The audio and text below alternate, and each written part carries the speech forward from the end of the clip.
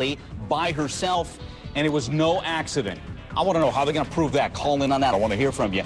And a teacher's accused of having sex with a 13-year-old boy more than 300 times. Police say she boozed the kid up with Jell-O shots. Husband snoozing upstairs. She's getting it on with a 13-year-old downstairs. What is going on with these ladies? You got an answer? Give me a call. You're a huge part of the show. I love hearing from you. Here's the number, 1-877-TEL-HLN. Prime News starts right now. Welcome once again. This is Prime News. I'm Mike Alanos. All right. Hey, we all want to know, did Casey Anthony kill Kaylee? Well, now sources tell Prime News affiliate WKMG there's loads of evidence that not only she did it by herself and did it on purpose.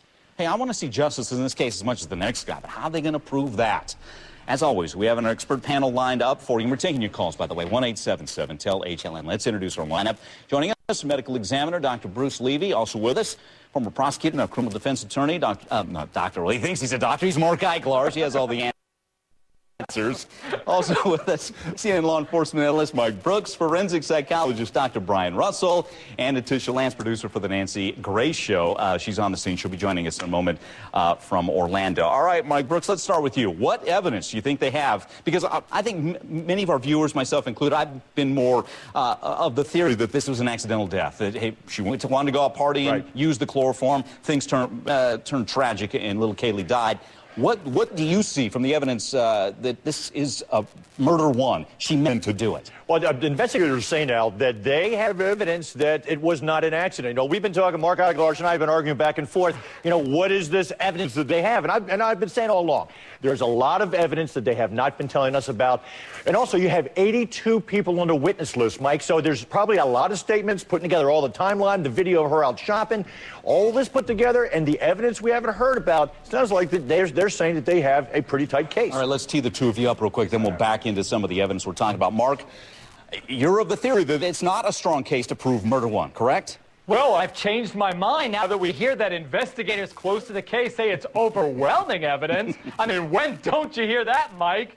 I mean, I've never cross-examined an officer in the middle of an important trial and have him say, you know what, the evidence is rather thin, but I want the jury to convict anyway. It's a little weak, yeah, right. No, you're never going to hear that. But as I've been saying, Mark, there is still evidence there. I guarantee you, and I've been hearing from sources that we have not heard about that is very strong. What that is, we're going to have to wait till trial. Okay. Without question, but don't you find it unusual that they've leaked? I mean, they've leaked everything, the chloroform in the car. They've leaked so much evidence. But what they haven't leaked, and either because they just don't want to leak it yet or they just don't have it, is specifically how the child died. Right. We don't know that. And no, we don't. We don't know cause. Well, let me quickly challenge you on that, Mark. Don't you think you hold something back if you're the prosecution? You don't show all your cards this early, do you? They should have been holding back a ton of stuff. We shouldn't know what we know. This is not a football game. We shouldn't be getting a play-by-play.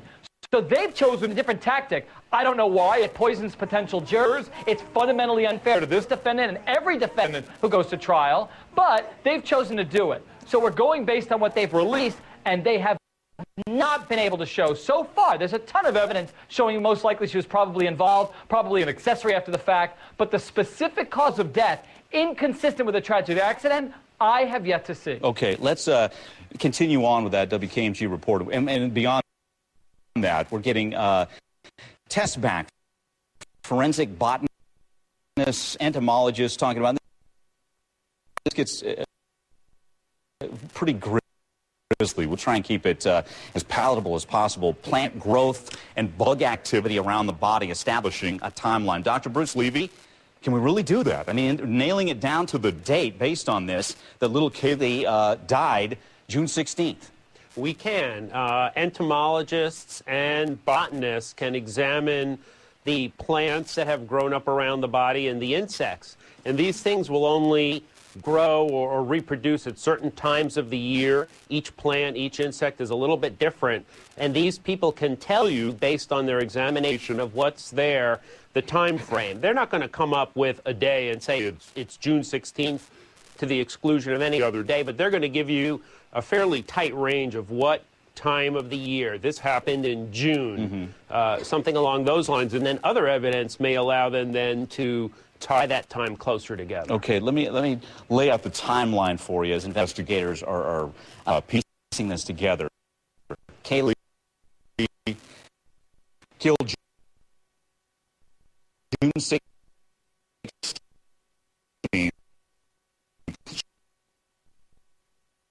She was in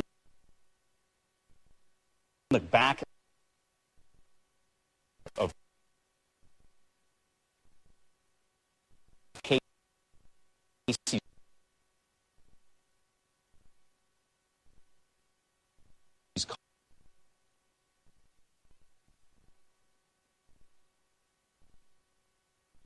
car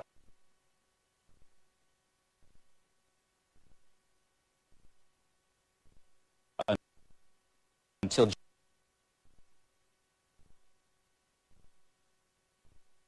June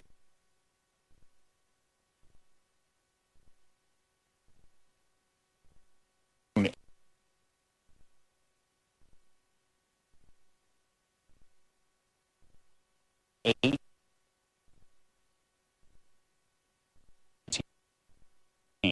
And then at that point, the body was dumped. Let's get Dr. Brian Russell in on this. Brian, aside from what we're talking about here with the evidence, when we talk about her behavior and what you've seen, do you see this as a case of accidental death, or are you looking at Casey Anthony saying, I think she's capable of murder one? I've tended to subscribe to the chloroform theory like you for three main reasons. One, she wouldn't have an abortion when she was pregnant, even though she apparently didn't want the child. Two, the behavior after the fact, the disposal of the body particularly, seems more consistent with someone in a panic than someone planful. And three, just personality-wise, she's a bad liar, and usually psychopaths of the type who would plan out the death of their own child would be much better liars than she is. Now, I have said that it's possible that a very self-focused person could use this as a way to try to make themselves a celebrity. And I think that that is a possibility in this case, but we also have to watch the nuances of what authorities are saying, because remember, she's charged with felony murder, not first-degree premeditated murder. So it's not clear to me whether they're saying they have overwhelming evidence that she intended to abuse Kaylee, which is what has to be shown to prove the felony of aggravated child abuse, which makes the felony murder, or whether overwhelming evidence that she actually intended to kill Kaylee. Okay, let's get to the calls. Kathy in Georgia. Kathy, thanks for calling. Your comment or question here. Kathy? I have concerned about the cell phone pings in the area of the Anthony home on the 18th and on the 24th. And I'm more thinking that that she put Kaylee out on the 24th because of the strong odor in the car. I'm also concerned about the day that Kaylee went missing was June 15th, because George said it was on the 16th, but the Anthonys had a big argument on the 15th, and Casey was on the phone all night long talking to Tony and text messaging all night long. Gotcha. Okay, just to clear up the timeline, Mike Brooks, maybe you can help me out here. Yeah. 15th, they were together. Everybody saw little Kaylee. I believe it was Father's Day, if I'm not that's mistaken. When that video we see there at the nursing home, that's when that was shot on the 15th. But there apparently was an argument between Cindy Anthony and Kaylee, and then Casey took Kaylee out of the house, and that was the last time that they saw her. On the 15th. On the 15th. And is that what you subscribe to? What investigators are saying? Very likely she died the 16th and was in the vehicle 2 days until the 18th, right. And that's when the body is dumped. Right, that's what they believe because of the evidence in the trunk that she was in the trunk at least 2 days. And, you know, with the temperatures, extreme temperatures there in Florida, yes, it could have left a really foul odor again, one that you never, ever forget, Mike. Gosh, I hate to even use that terminology when you think of little Kaylee, foul odor, body dumped. It's rough, but that's where we are with this. All right, everyone hang tight. We're going to continue to take your calls, 1-877-TEL-HLN. Continue to examine this. What tells you that Casey pre-planned this? We'll talk about that. And also, we're going to look at a detective of the Anthonys basically around the crime scene, just ravaging the crime scene, getting on the phone and saying this. Here's the quote reportedly. It would be right here. I'm 3 weeks into being a guy with diabetes. I feel